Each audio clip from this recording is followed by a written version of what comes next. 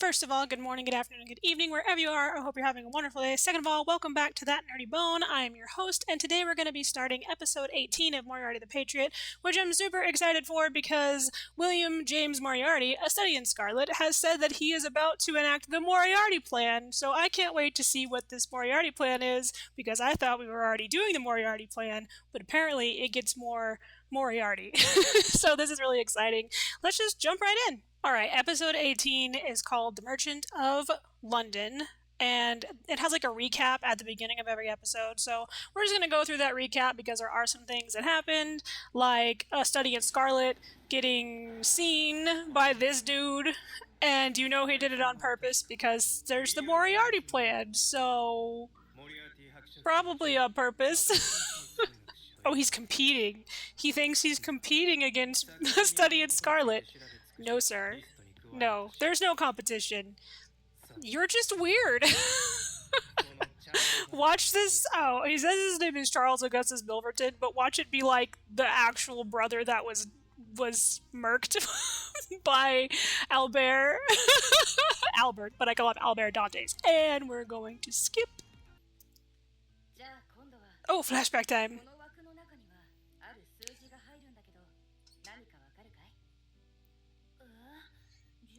Yeah, so this whole thing started at the orphanage with a study in Scarlet and his brother.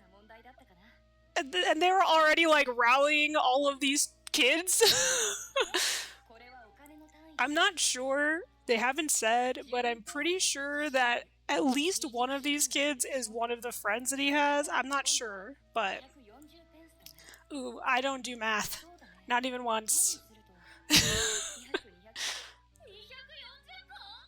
They're just so cute, but he's already just incredibly devious.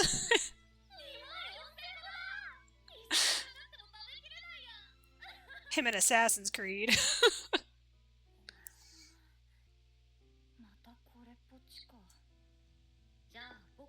That can be rough.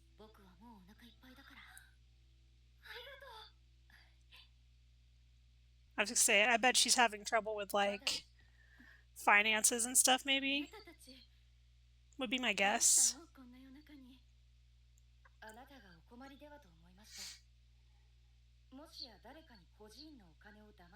Yeah, I figured. It's probably someone of like greater means, maybe? Like, took advantage of her in the orphanage?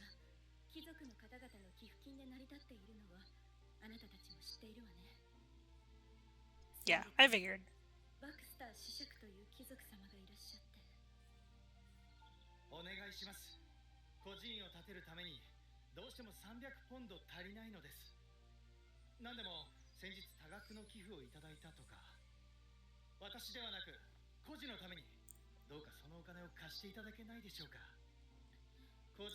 So this man came here and said, hey, could I borrow some of that money you were donated to help with the orphanage?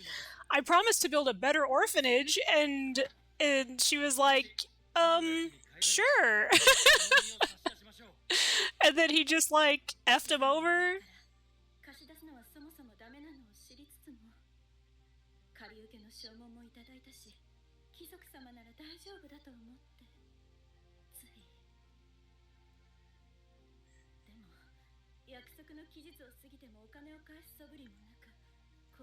And this is what they're trying to stop, is they're not saying that like all of the nobility are like awful people, because they have found parts of the nobility who are pretty decent people.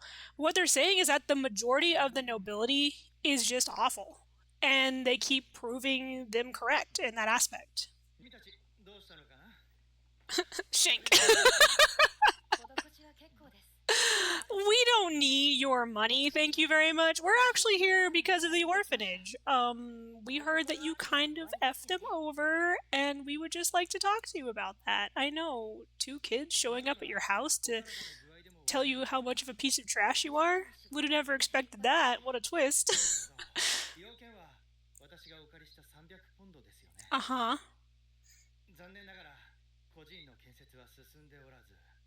Sounds like a bunch of hullabaloo.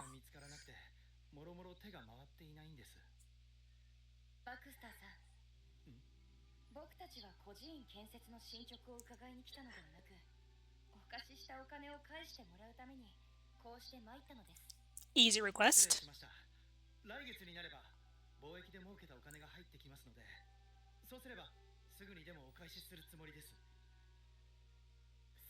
Yeah, so literally looking around, seeing that he has all of this expensive stuff, and he doesn't have the money to pay this woman back, who's running an orphanage off of basically nothing and donations. If they even get that. Just get him in his hang down. That'll teach him.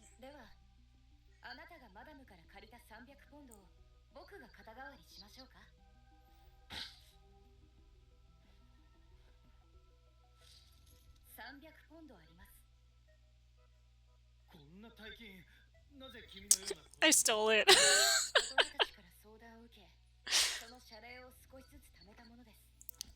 But yeah, so from a young age, he was like helping the adults around him and stuff by using his deductive reasoning and his genius to make money and stuff like that. We see this like earlier on in the series where he's doing that for people, and then him and Albert Dantes, his oldest brother, the adopted brother, really like that about him and stuff like that. Also, they started off young, being like, let's take down the nobility, make things even, and it's like, cool, sweet. And also Albert Dantes, he wound up taking out his actual biological brother, whose name was William James Moriarty, the name that A Study in Scarlet took on.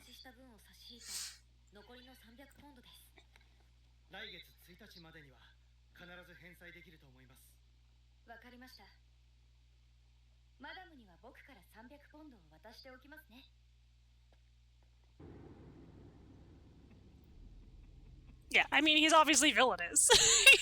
He's evil. Also, probably could have waited to do the evil villain laugh until they were at least around the corner. Yep. Ooh, he needs to take a nap and drink some tea. He's a little...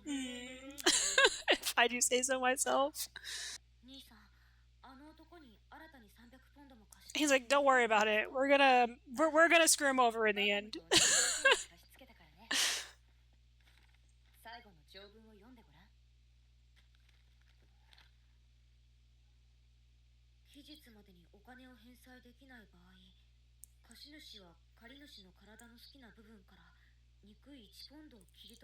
His hang down! Take his hang down!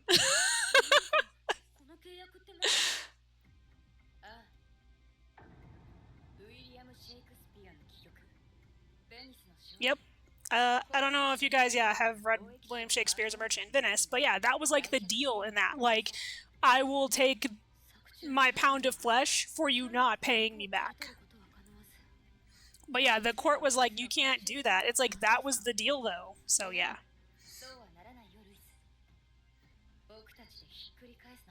Yeah, he's like, if he doesn't give it back, I'm taking something. I will take it. Take his hang down. I'm just saying. Look at this man! He's beautiful. He's just for the streets' type.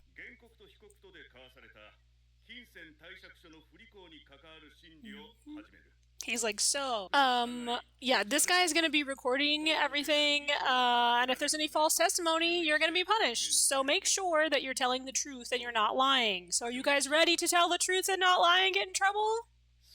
It's like, yeah, and this dude's like, I can't believe, like, this is just a kid here, and he's like... It's like, alright, let's go. Give us your opening statement, sir. It's like, yeah, so, like I was saying, this man owes us, like, a ton of money, and, he agreed to pay us back. It's like, okay, what about you, sir? It's like, what? No, he has, like, no money. Like, why would he be able to pay them back that $600? That's weird. He has nothing. It's like, have you seen his hat? Look at his making a sad face. Slap him and take his hang down. He's like, excuse me, I would say that I disagree about his financial position. Could I ask him a few questions, if you wouldn't mind?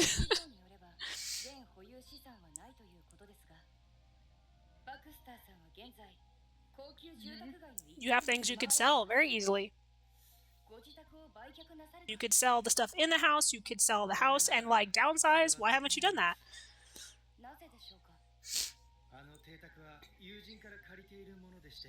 Big doubt. Unless he's, like, swindled that person into, like, a backhanded deal as well, which possibly. Mm-hmm. Could sell the ship. Easy peasy. Why haven't you done that?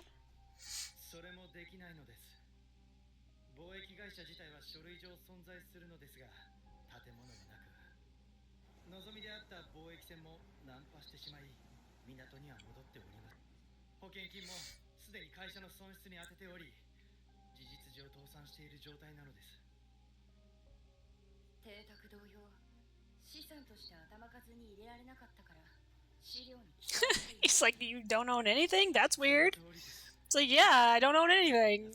Why would I? What are you trying to imply? I'm just a poor, fallen aristocrat with nothing to my name. Look at my face. Slap him. Slap him. Stabby stick time.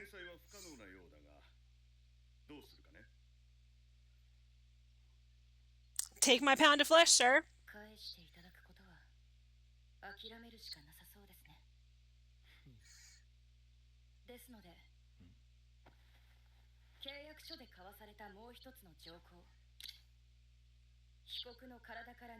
Mm-hmm. You agreed to it. Give me that pound of flesh.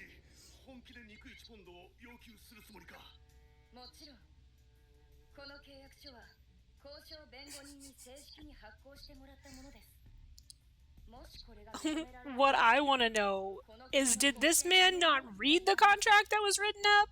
Or did he just think, a child is not going to come back and try to get something from me like that?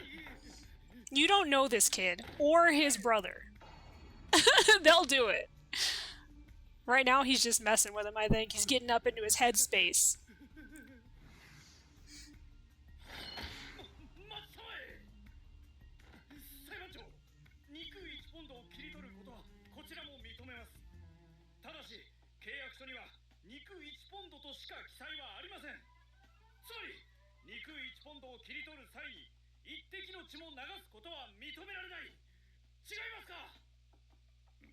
Tourniquet. Tourniquet.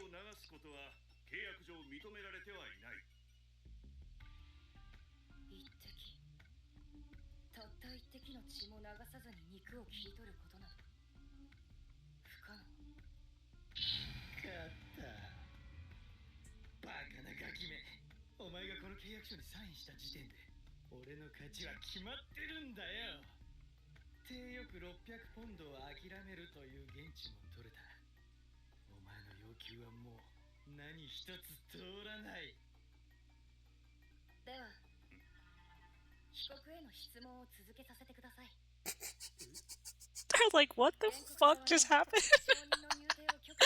The judge is like, I don't...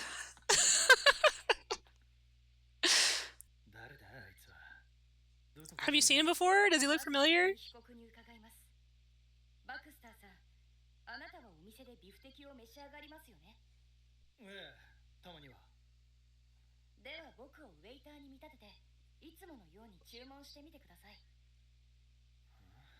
So he's basically forcing him to acknowledge the fact that he has money by having him order what he would usually order, then asking this guy, how much does that cost? Yeah, because he's a waiter.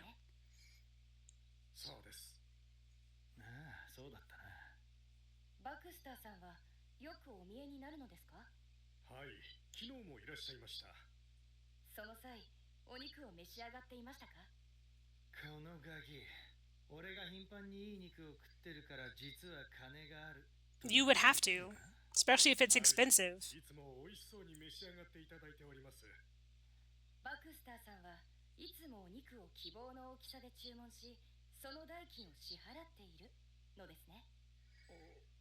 Yeah, see, like, this waiter is like, yeah, of course. Like, he comes in, he orders steak, he orders drinks, he orders probably other food and stuff like that. And, um, he's able to pay for it and stuff like that.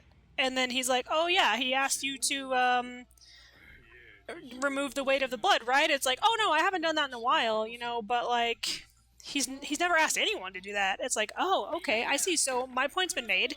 He's like, wait a second. He's like, in short, this concerns the concepts of like flesh and stuff. You said that when taking out that pound that I could not shed a drop, right? Could not be permitted in any aspect. However, this guy here, has been doing that every time he orders his steak. So I don't see how I can't get what I want, which is in the contract. And he's been doing this. Kind of weird.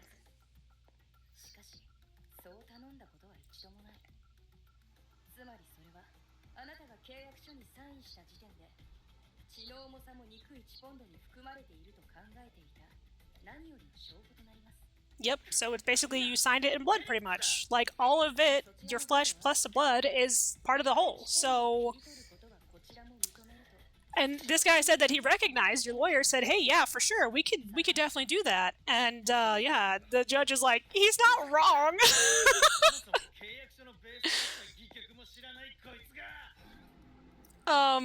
He's like, I read actually a lot. So I'm just going to go ahead and quote Shakespeare to your face.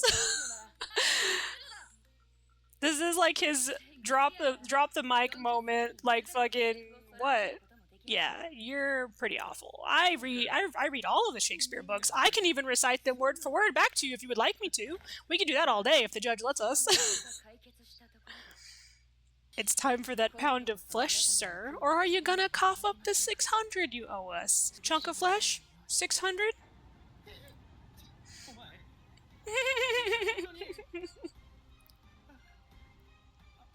He's like, I'll do it.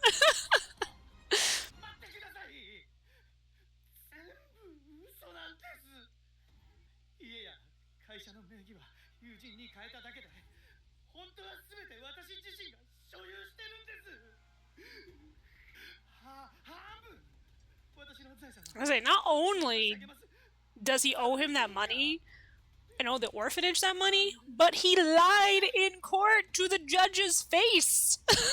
Which the judge specifically said, don't do that. You're gonna get in trouble.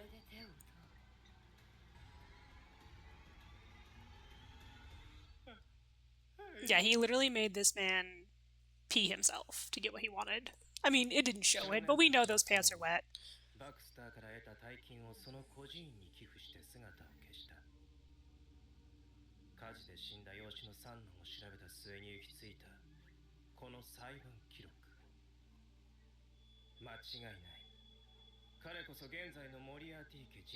Mm-hmm. Yeah, well, WJM is not to be fucked with, so you can try.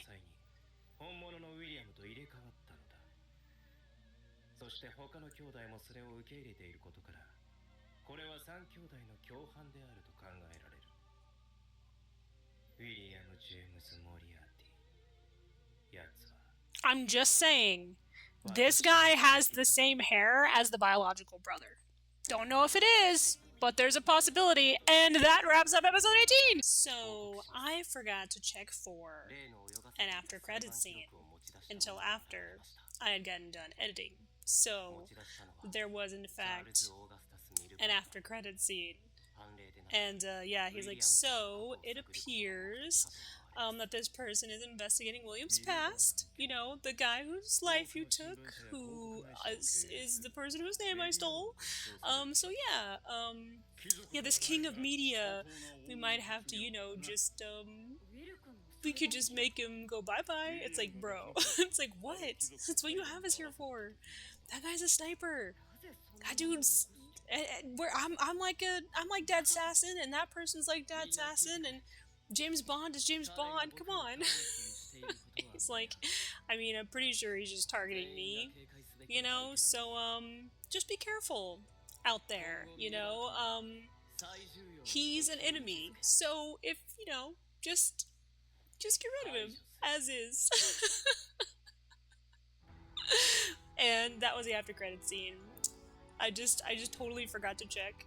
Even though I've been checking, sometimes it just passes right over my face, but there we go. Alright, bye guys.